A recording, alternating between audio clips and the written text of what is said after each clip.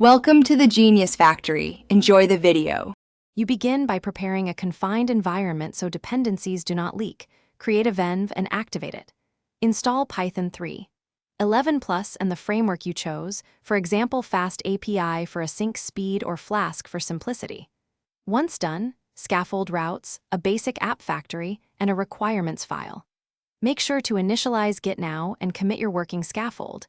This saves time and gives you a rollback point. You will iterate from this reproducible baseline.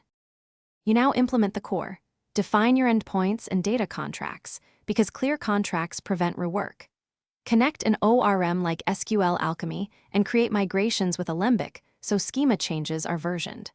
Once data is reliable, add caching with Redis and background processing via Celery or RQ to keep requests fast. Make sure to add authentication using JWT or OAuth2 and centralize config. Then write tests that exercise main flows. Automated tests catch regression. You finalize by containerizing the app and wiring up continuous integration so builds are repeatable. Push images to a registry and deploy with health checks. Once live, add structured logging, metrics, and alerts so you know when performance slips. Run load tests and configure graceful shutdowns to avoid losing requests. If something breaks, check the app logs and trace the request path. Correlate request ID across services to isolate the failing component quickly, then roll back if needed.